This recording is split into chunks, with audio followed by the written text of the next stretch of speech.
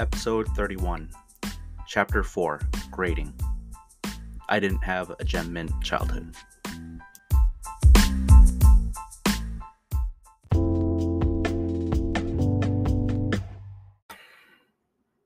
Welcome to episode 31 of the Card Diary by Hobby S. Thompson. I am your host, Denny Cards, the self-proclaimed jack of all trades, master of none.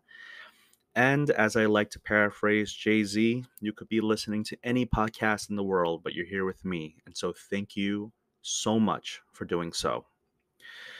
I'm recording this on August 18th, and I feel like it's been eons since I last recorded an episode, but I have some good reasons for that. The first being that I was on the Cousins Collectibles podcast earlier this week, and Cousins Tony and Oz were fantastic hosts. And if you don't listen to them already, give them a listen because I love their chemistry together and their tag team approach when it comes to making guests feel comfortable. So shout out to them. And I'm really envious that they have such a great, familial bond and that they have such great chemistry. It really does make me want to have like a co-host to this, to the proceedings here. But I also think that I'll be on two other podcasts in the coming weeks, but I don't want to say where yet. Not because I think I'll jinx it, but because I don't know when they'll drop and when we're going to actually record. But, if you don't know already, I love listening to podcasts and I look forward to being on those shows. And someone I know who has been waiting for this particular episode to drop is Iowa Dave. So shout out to you. He's not only a listener to this pod, but a friend of the pod, and quite frankly, a friend and listener to many podcasts. So, and he also has his own podcast as well called The Shallow End with the Wolfpack Network. So, I just love creators. If you're creating, you're the man in the arena or woman in the arena. So, kudos to all of you. The second reason for this delay is that so much of my hobby time since the National has been not just editing and publishing reels from Rosemont. Not only that, I can document my own journey and give folks a glimpse into, what is called the biggest card show on earth, but also a lot of it has to do with, having just really meaningful, and that also means long, conversations and discussions with folks I consider mentors in the hobby, as well as peers and contemporaries. We're all like learning and growing together. And it's not just like two or three people in the same circle. It really is a wide net of folks in different stations in the hobby and different experience levels. And I'm just like soaking it all in. I'm just learning from their experiences. There were definitely discussions before National and DMs, and then meeting in person kind of like crystallized.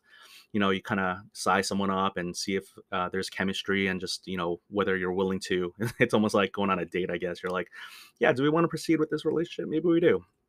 So just having discussions with a lot of folks, just because I don't want to just get all my information and all my advice from just one particular person, because I just feel like I'm still getting to understand my style and my everything in the hobby, really. So some of those folks may be listening to this podcast now, and if that is the case, I just want to say from the bottom of my heart, thank you for your time, your patience, your guidance. It really truly does mean a lot to me, so thank you very much. You know who you are. The third reason for this delay is my family and I went to go see Blackpink in Rutherford, New Jersey last week. And that's where the Giants and Jets play, MetLife Stadium, and I just came back so tired. It set a lot of my content back, including this podcast. Earlier in the week, I posted just the tickets on my Instagram. I made a promise to my family I wouldn't post anything else. Not just because it's not like card related, but and this card adjacent. That part of the trip, because grading companies do also grade tickets, but it was a family outing, so I didn't want to like post a ton of video of just an amazing concert and things like that. But speaking about grading tickets, that's a perfect segue for this next chapter about grading. Well, I'm not going to segue there just yet. I am going to take a pause and talk about that after I do a little bit more talking about this trip that I had going to New Jersey / New York, because I have a little bit of regret. I almost made it to Bleecker Trading in Manhattan, but I couldn't make it out there.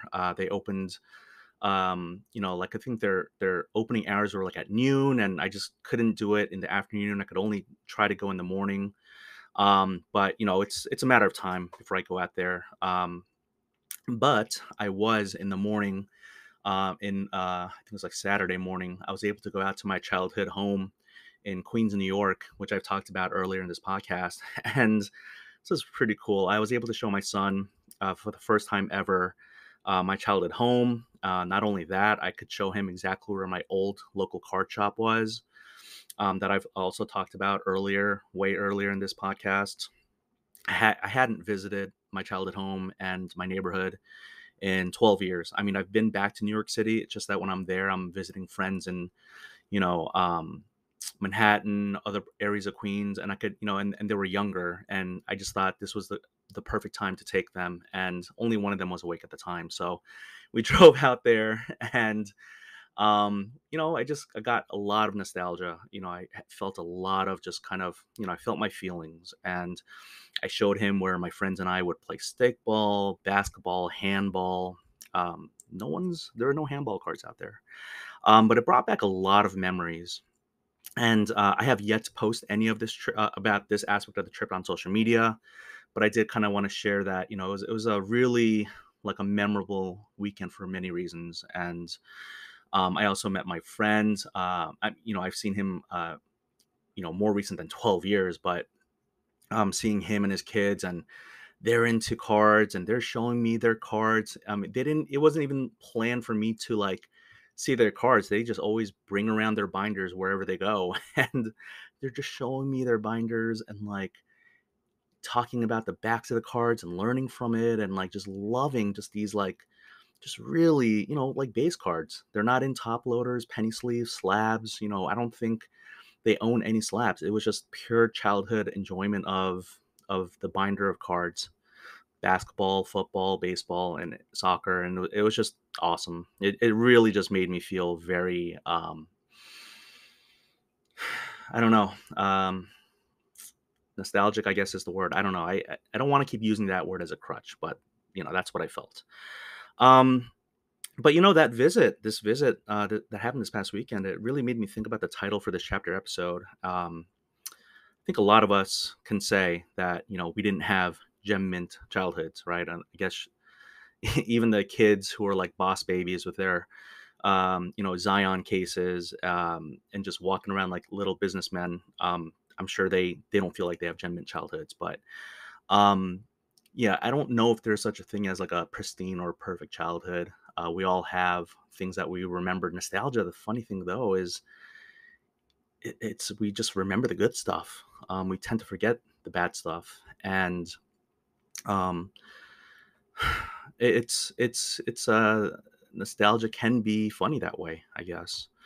But when I was a kid collecting 90s basketball cards from the cheaper packs, and like I said in the past, like on occasion the nicer Stadium Club and Flair Showcase packs, I was a really shy kid, and cards were my escape, which is funny because you know um kids who collected sports cards back then, I think a lot of us were made fun of because, I mean, especially if you didn't play sports. I mean, if you collected cards and you were like, playing baseball and you were like really good at sports, you're always picked first or second, or you're one of the captains, right? I mean, you were, I mean, maybe you were made fun of by the older kids, but with your peers, you were like, one of the cool kids. But for me, when it came to sports, my immigrant parents, they didn't know how to sign me up for youth sports. They were just trying to make it in America. So, I didn't really play like organized sports. And that's why I think for me, it's so important for me to try to, be more involved in my kids with their youth sports, especially in basketball. And,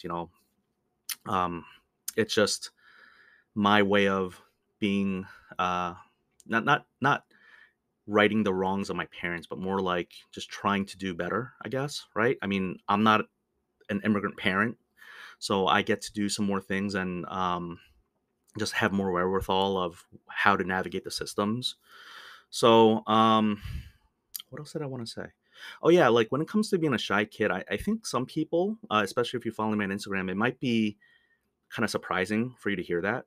Um, but I do want to kind of remind folks, if you're newer to my page, it really did genuinely take me a long time to finally show my face on Instagram. I was just against that idea for I don't know how many hundreds of posts until it finally, I was guided or kind of like urged to not just talk about representation, but to be about the representation, not just talk the talk, but walk the walk.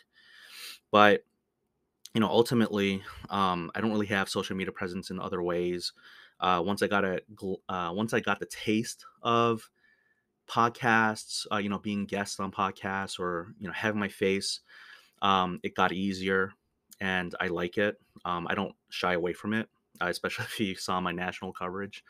But I'm an only child. I'm a natural introvert. And that's something that the cousins and I talked about on their podcast. And but the thing is, I can't remember now if we talked about it on the podcast, while recording or after the recording, which by the way is my favorite time, whether I'm the host or a guest, that after recording, like post show talk, I mean, that's when things get really real. And, um, that's like all the, talks done in confidence and nothing that's going to be spilled. But I really enjoyed that time after we recorded.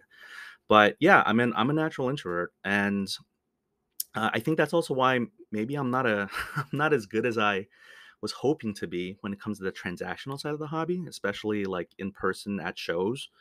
Sometimes I feel, I think introverts, I don't know, like I don't maybe like you don't have to be an introvert to be nice, or you don't have to be an extrovert to be nice. It's more of like I think sometimes I do like negotiating, but if I like someone, it's harder for me to like really um take it down to like the nuts and bolts and like try to squeeze every dollar. And I know some people are just really good at that, or just like really good salesmen.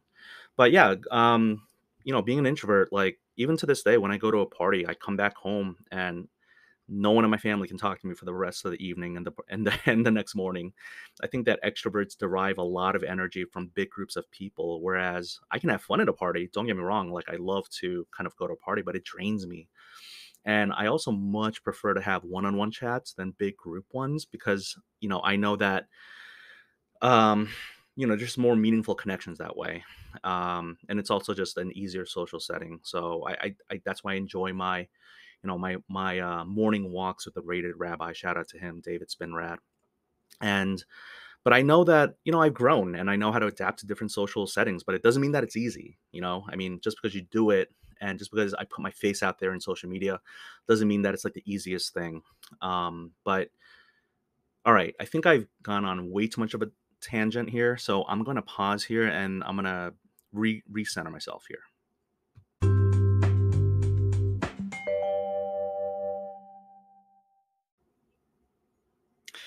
Oh man, I forgot how much I just lose my ability to catch my breath when I do these monologue episodes. It's just I don't know, I just keep talking and I don't give myself enough breaks. Okay, so enough talk about introverts and extroverts. I hope you enjoyed the last two episodes where I had Rob Gerard, the sports card therapist, on. Shout out to him. Thank you so much. We ended up talking about inner feelings I've been having as I ventured further into this hobby space, especially content creation and just a myriad of awesome topics that I just don't feel like are being discussed enough out there in any medium.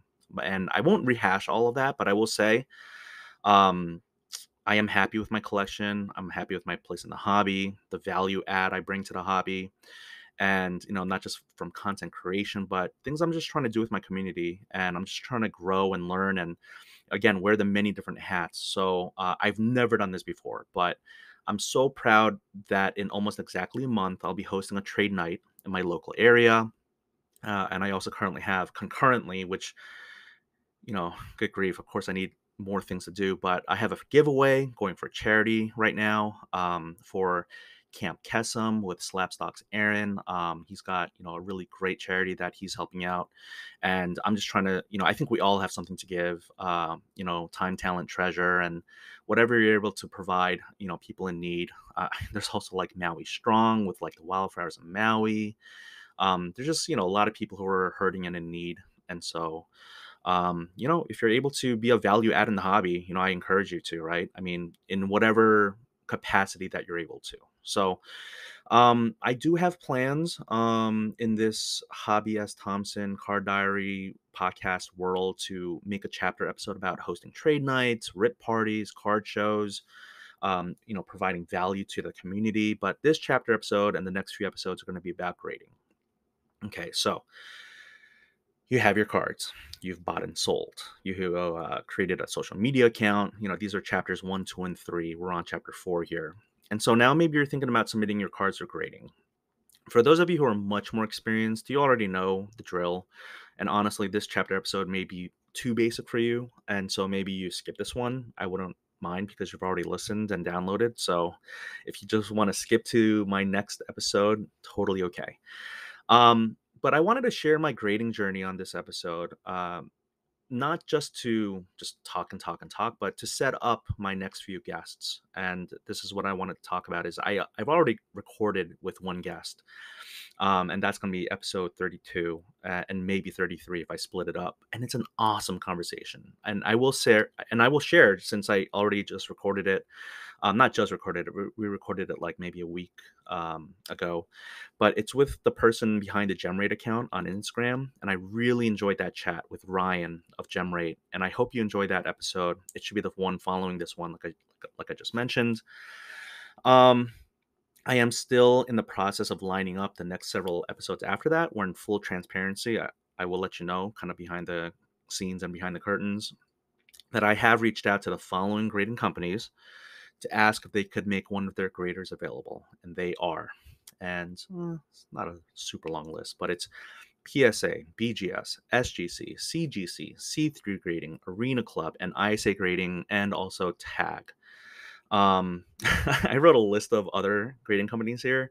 I'm just going to name them all to you because, I can't believe how many there are. But there's also Rare, HGA, FCG, RCA, KSA, WSG, GMG, AGS, MGS, DSG, CPG, PGS, RCG, PGI, DCI, and 5-star. Some of those I had to Google for, but I've seen a fair amount of these slabs. I don't even know if a lot of them are around, but I think there is definitely like this tier 1, tier 2, tier 3 system. Of course, and it's no offense, it's just market cap, market share.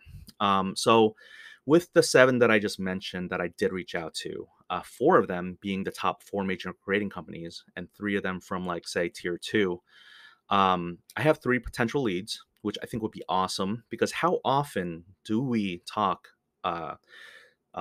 in social media or with each other about this is it a myth, right? The grader having a bad day when they're grading our cards, does that really affect the outcome of a grade? How much of a myth is that? How hard is the job of grader? How many minutes or seconds does it take to grade a card? Does it really cost more to grade a card that is more expensive? Do graders know the declared value that we set on a card? What do the phases look like before and after the actual grading process? With the before being research and ID, and the after being QA2, quality assurance 2, and the slabbing process. Like, I would love to know this. And if I'm able to get 3 graders on, or, I'm hoping that they're graders, but there's some people who want to have like someone even higher up, which part of me is like, that's really cool. But then also like, were they graders? Like, I want graders. I want to know the mindset of a grader. That's the value I want to bring to the listenership here. I want to learn, and I hope you learn from them as well. So best to hear it straight from the horse's mouth, right? So for me, makes me wonder if I should say who the 3 companies are. I will say this: PSA is not one of them. BGS is not one of them, and that's all I'll say for now. It is a little bit of a teaser, but I want to say, I think PSA, if you're the clubhouse leader, you have no reason to be on my podcast or anyone's podcast. You are winning. You have the most market share. You are dominating the industry. You are the resale king. And there really is no, I don't know, there's no PR, there's no publicity you have to do. There's no PR, public relations that you have to do. You are the number one in many categories. Um, There's also the Pokemon versus sports cards aspect of things, because there are some people who do desire other slabs for non-sports cards. And um, I think a lot of people maybe who listen to this are maybe sports card centric. And if you're not, please let me know. I would love to figure out who my audience is, other than country of origin, gender, and which platform you listen to me from. But and age, of course. But when it comes to um, the landscape, we just know that there are so many, and so many people. Well, I don't want to speak for everyone, but there's a conventional wisdom out there, or not even wisdom. What am I trying to say? There are people out there, and I'm not going to say how many, but there are people out there who are like, why even be a grading company? We know PSA is number one. BGS used to be number one. Why do these all other ones exist? And it's really interesting. I was talking to Ryan. Just a little teaser is, not everyone is trying to be number one. It's okay to be like a tier two grading company. Yes, it's everyone would love to be the industry leader, but there are motivations. Like in Formula One racing. Yeah, just because you're Williams Racing, and I only know them because I watched the Netflix show Drive to Survive. Um, but just because they're like always like near the middle to the end of the pack doesn't mean that they should just give up in racing.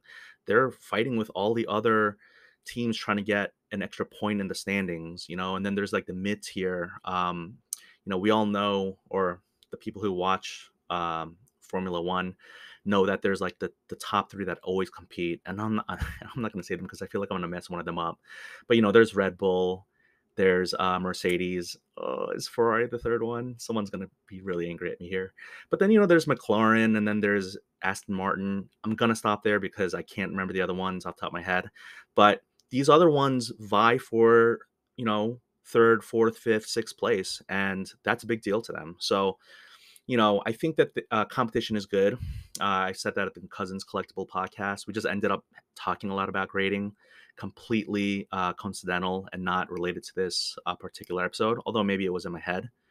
But when it comes to grading, I think that, or in any industry, in and out of the hobby, I think that competition is good for the consumer.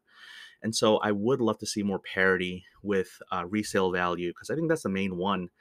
There are some that give to subgrades, some that give, maybe nicer looking slabs or more information. There's QR codes, there's scanning, there's pop reports, which are population reports, but there's so much out there. And I just feel like we could just all ask for more, not demand more maybe, but like we can all ask more from these companies, because we are spending quite a pretty penny.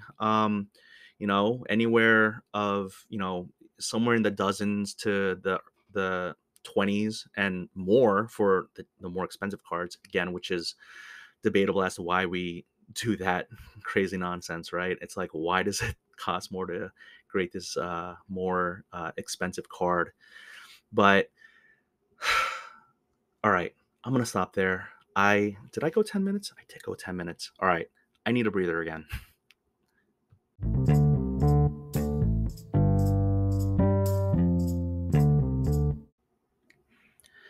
All right. I think I really need to like get in better shape or do something with my chair, cuz I don't know why I'm having such a hard time catching my breath today, but I feel that I can't just prolong recording this any longer. Again, it's August 18th. I feel like it's been almost 2 weeks since I've last recorded, so we're just gonna trudge along. Um, so this part I wanted to talk about my personal experience with grading. But first I wanted to say, why is declared value even a thing? Like, why does it seem like there's so much burden on us as consumers with the entire grading process, with coming up with declared value, figuring out the shipping, the weighing? I know those are important to ship things out, but we have to put in the description perfectly for each card, and we have to pay for the shipping there and back, pay for the shipping. I already said that. Pay for insurance. And we're basically doing everything except grading the card and sealing it in its plastic tomb forever, or at least until we're ready to crack the card and resubmit it again. But I just feel like that's something I want to explore in the next several episodes. Is why have we just accepted that we have so much of this onus on us to figure out, a lot of this stuff, especially declared value. It's like, how am I supposed to figure out what the value is of this card? Of course, I'm going to assume that every one of my little babies is like a gem mint. Um, but these next several episodes, depending on how many guests I line up, will be about the grading process, and it's also going to be in order to humanize the human grader. Sorry, robots. I still want tag on if they're willing to come on, but I have to figure out how to figure out. I have to figure out how to have a person from an AI grading company to speak about the grading process. Yes, that's what I meant to say. So my experience in grading. My first submission was the PSA. It was done with the rated rabbi who submitted in the past. And this was like early on when I came back into the hobby. He told me if this thing comes back a 10, and what I'm saying is the 2008, 2009 Topps Chrome refractor that I pulled from a blaster box, Kobe and LeBron on it. And he was like, this thing can buy a minivan. Not this can buy a Tesla. It wasn't like that. But he was like a PSA 10 at the height of the bubble. This car is going for like something like 28 grand or something like that. Now it's not. But I ended up getting a 9 on it. But he was already submitting 3 vintage baseball cards, and Mantle, Jackie. I can't remember the third one off the top of my head. I'm sorry. I'm sorry, Dave. But I added on to his submission a 4th card, my Kobe Bryant, LeBron James card, and it's a not numbered refractor. It's not an orange refractor out of 499, which I love that set. The orange refractors of 2008, 2009 Topps Chrome, but um, I I had it in a penny sleeve and top loader since I pack pulled it in 2008 or 2009, whenever it was. And at the time I pulled a card, I didn't even think it was a really big card. I remember posting on a website called Sports Card Forum. I went into the deep archives. They still had messages. And I was like, oh, I got this Kobe refractor. I didn't really think much of it. But, the rated rabbi was like, this card is like a really big card, and let's submit it for grading. Let's see if it gets a 10. And we looked at that card, every corner, every edge. And again, I was newer to the space, but he had a really good eye for this stuff. And we were like, how is this not a 10? We had the centering tool out. We had, I think we had like the we oh man, I'm gonna mess this joke up. What's that thing? The compass. Yeah, I was trying to make a joke about geometry, but we had all these things. I didn't know how to clean cards at that time. I maybe took a microfiber cloth to it a little bit. There's no auto to smudge or anything like that on it. It's just a chromium refractor card. Didn't see any dimples, didn't see any corner issues. It was crispy, it was beautiful front and back, but it came back a 9. And at that point, I was like, I want to know this upgrade. So, like, why is this card not a gem? Like, I just really wanted to know. It was like that, song "Tell Me Why," which I think I may have said that in the Cousins Collectible podcast, but it's okay. Um, but when it comes to grading, personally, I'm not that concerned about turnaround time. I'm not flipping my cards, at least my PC stuff, and I mostly submit for PC. I know there's a lot of people who want to grade and get Gem Mint 10s and PSA 10s and then flip, but I'm a pretty patient person, not a wait a whole year type of patient person, and I've definitely had issues with patience as a kid. But for a collector like me, I don't mind waiting. I would much rather desire accurate and consistent grading versus faster grading. I also want information, subgrades, but then there's that concern that people have about how much is too much. Is having a heat map or things down to the hundredth or thousandth value, numerical value, is that too much? But I think for a lot of people, especially the grade and flip folks, it's all about resale value, which again, PSA is currently the king as of this recording, August 18th, 2023. My personal gem rating is below 50%, but I also remind myself that's okay because it's mostly 90s basketball cards where you're lucky to even get some 9s.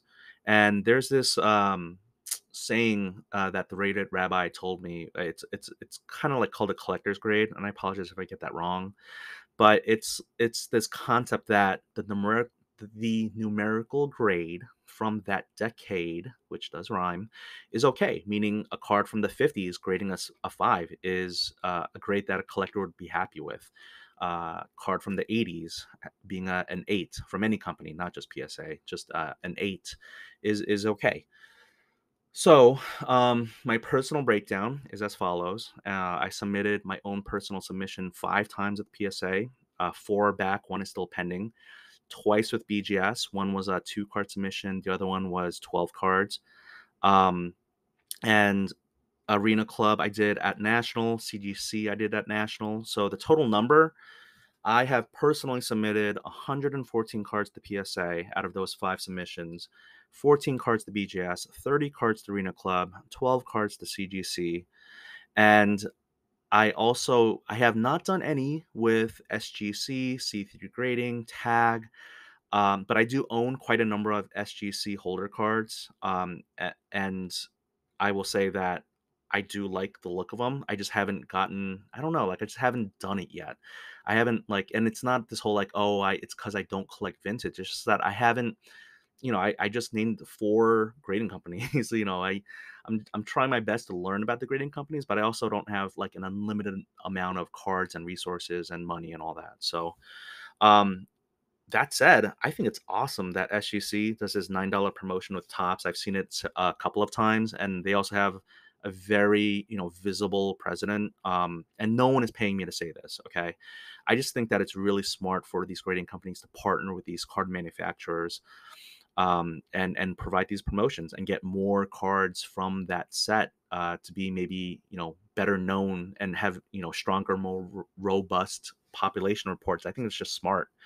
But of course, with the card manufacturers, I don't know if you think this, but it makes me wonder: will fanatics buy one or more of these grading companies? I mean, it's possible. I mean, a lot of people just think it's a matter of time before this next domino falls after they purchased, the PWCC marketplace and all that. But um, I won't go down that rabbit hole. So we talked about submitting the card for grading, the cost, ranging in the teens to the low 20s for things that are like declared value under $500, and then 150 for all this stuff, right? Um, but I will say, when it comes to the grading process, um, I I think I'm getting better at it. I think in the beginning I was just, not that I was submitting anything for grading, but I just didn't have like the tools. I didn't have the centering tool to make sure that, did something line up as close to 50-50 as possible. I think a lot of people think that a card has to be perfectly 50-50, top, bottom, left, right, front, and back for it to be a perfect gem mint 10. And I'm not going to speak about pristine and black label, all that with BGS, because those are like, I guess you have to be like 50-50. But for like a PSA 10, I think some people n- know that you can be 60-40 in the front. And as crazy as it sounds, you can be 90-10 in the back. You can be really off center in the back. I think a lot of the grading companies, their focus is mainly on the front, and that's not to say that the back doesn't matter. It's just that there's a lot more emphasis on the front. And again, I'm not a grader. I would love to get folks from these grading companies to kind of talk about that more with me, but that's just the sense that I get from learning from a lot of other folks. And if I was wrong about the 60-40, because that was just off the top of my head, I apologize. Please don't skewer me. Maybe it's 55-45, but I think it's 60-40.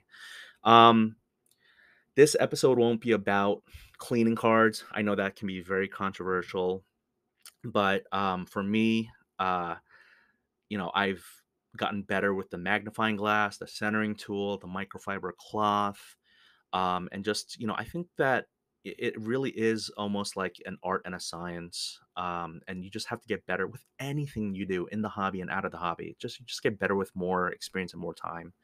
So one thing I also recognized and noticed, just really interesting, is in the TCG world, there's like these, cards that are manufactured in Japan. And I gotta say, I've seen quite the number of like perfect, pristine, whatever you want to call them, like whether it's BGS, pristine black label or not. But these cards from overseas, Vice Schwartz, Pokemon, they are like just in so much better condition fresh out of the pack than the ones that are manufactured in America. And I know I have some foreign listeners here too. Hello to all of you as well. But why are we okay? Like, really, why are we okay as consumers and collectors that cards that are freshly pack pulled and put immediately into penny sleeves and top loaders, whether it's by, breakers or ourselves, but why are we okay with these cards that are immediately preserved to not be consistently gem mint? And I'm not even talking about pristine and black label. I'm talking about just gem mint. Cards are coming out of packs, centering issues, corner issues, edge issues, surface issues. It's just like I don't know why we are like, hey, this might get a 10. I don't know. I might have to, like, I'm gonna take a risk, I'm gonna take a chance and submit it. Whereas folks in the TCG world, when they submit their Japanese Pokemon cards or their Disney 100 cards, the chances of getting Black Label or Pristine are just so much higher than the American sports cards. But it's almost like we've been somehow tricked into thinking, or perhaps just willing to accept, that the cards that we spend our hard-earned money on, that it's okay for us to, as consumers, to absorb that gamble, that they come out in even mint condition. So, oh my goodness. I went on a very oh my goodness. I have not podcasted in a while. The other thing I want to talk about was, there's this concern people have about pop control, population report control, particularly like the star athletes, and particularly by, say like a company like PSA. I will say, if the question is asked to me, do I believe in Michael Jordan pop control by PSA? I think early on when I came back into the hobby, I did, but I kind of don't. I mean, a lot of people are like, who has the time to worry about that? I think maybe for the really expensive cards, maybe there's more heavy scrutiny. And I do think maybe the more expensive cards are given to the more experienced graders. Again, just a hunch. But, I think of that conspiracy theory almost as just an unfounded, fun conspiracy theory. I think it's fun to kind of just joke about that a little bit. I don't own any even mid-end Jordan cards. The Jordan cards I have are really at the low end. So I don't really put much stock into the theory anymore. I definitely used to get really worked up about it because I'm like, why did my pack pulled cards as a kid, just, that I did put into penny sleeves, because those were, the Jordan cards did not go into my binders. They went into, the top loaders. But why didn't they grade well? And you know what I realized is, there is this concern that if you have childhood cards, that yes, you may have it in like a top loader or like or a screw down, but that there is humidity, a concern for humidity damage. And so, especially if you have it in an attic, right, that's not climate controlled, it can definitely slightly warp the edges. Maybe not the corners, but the edges of these, foil cards, so that these 90s cards are just, that are not chromium, right? They're like foil or they're paper cards. Uh, they can slightly warp the edges to the point where it's enough to make a card that looks so perfect to be mint, which is nines or eight. Like, it's still good. Like near mint eight, mint nine. It's just not a gem mint 10. But of course, we all strive for these tens. And so I had to come to grips with these cards that I was submitting to PSA. I submitted a bunch of, base Jordans. Not to really flip, just to kind of like preserve. It's almost like getting a grade from a teacher. I was like, please, I hope I get a good grade on my report card. And I was hoping that my Jordans would come back as tens. And when they didn't, I was like, what's going on? This is like so messed up. But, the more I looked at it, I was like, there's probably some edge, um, raised the edges on these cards that knocked it out to be not in a gem mint holder. Um, it's really interesting. I got to say this about PSA as well. This is not a PSA. I'm maligned or upset with PSA. It's just the reality that I've realized. And again, it's my journey, and I'm just sharing my experience. Maybe not my knowledge, but just my experience. But I kind of wanted to just briefly talk about these lower cert cards from PSA, because I have seen quite a number of PSA holder cards with a certain number starting with a 0, 1, or 2, and they are labeled as PSA 10. And I'll either see them in person at a show or online, or I'll buy it online and I'll have it in my hand and I'm looking at it. And it's like the old looking PSA label. It doesn't have the lighthouse technology, all this stuff. It's definitely an old card, and certainly you can have uh, some damage from it being shifting around in the holder for several years. But I've also noticed that some of these cards have like dimples and surface scratches where I'm like, what happened in the past? Again, maybe that's back when BGS Beckett was king and PSA was the one who was in the BGS or SGC, position in the Formula One race. But it's really interesting. I feel like if you crack those cards out that are in PSA 10 holders that are in certain numbers like 0, 1, and 2, maybe 3, I just feel like if you resub it, there's no way it gets the same grade that it gets another Gem Mint 10. Again, that's just based on my experience. I own some of these cards where I just look at them and I'm like, how is this a Gem Mint 10, PSA 10? So it makes me wonder, like, do I just sell the card and just, not want it in my collection? But that's why people say buy the card, not the grade. So I'll pause there. I'm gonna have to wrap this up. I did not realize how long I went here.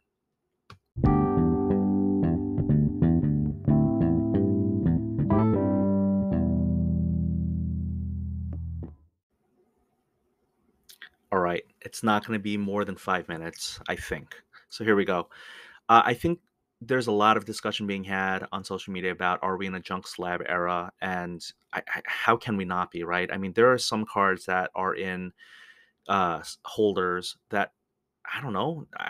It's just my opinion, but they have no business being slabbed. Base cards that are it's not that you can't love base cards and slab them up, but like people just with really bad eyes, or maybe they have great eyes but they're like, I can't believe this got a 6 or a 7. But when I see like a Zion PSA 6 base rookie card, I just think that maybe we have taken it grading to the extreme. I think maybe we've overgraded, and the people who benefit are the grading companies, and the consumers are the ones who, again, just bear the brunt. And I think that's why it's important for us to be more knowledgeable and to be looking out for each other, and maybe getting a second set of eyes or a second opinion as to why, which cards we should be grading. I'm certainly of the mind that people can spend their money however they want, and maybe they PC that player, right? But again, when I see these hot rookies with base cards with low grades, I'm just like, wow, uh, maybe we really took it to the extreme here. So I guess maybe the final thing I want to say is I would love to see in the grading space going forward. Again, I don't know how it happens, right? Do we all as consumers have to say like, we clamor for it or whatever? But aside from getting rid of declared value, because that's a whole nother thing, but at least could we get grader notes? Like, I know when I graded with CGC at the National and I purchased their Premier membership because it just made sense to me. And I'm not gonna, they didn't pay me to say anything, but I will say if you look at my content, you'll see that the reasons why I went with their Premier membership. But that membership level allows for free grader notes for comics if you're a member. But then I remember asking the person, like, why not grader notes for cards? Especially if they don't gem, right? I mean, if it's a gem mint 10, you're happy. You don't need grader notes. But I just would love to know, like, these cards, again, yes, they're subgrades and they can tell a story. But greater notes would go beyond just the numerical subgrade, value. It would say, or it would circle something on a piece of paper. I know the AI technology does these heat maps where they'll have like the kind of like a transposed like green light or green screen where it will show you where there's some whitening. But for example, that Kobe refractor that I mentioned earlier, I would just love to know what it was that it knocked it out of being a 10. I think I would definitely pay more for that information. I don't know if others would, but for me, information is power. Knowing's half the battle. GI Joe. So I'll just end this episode here because I'm just so excited to get to my guest episodes. Again, the next one being Ryan from Gem Rate. Thanks for listening, and I'll end it there. And my listeners and friends, au revoir.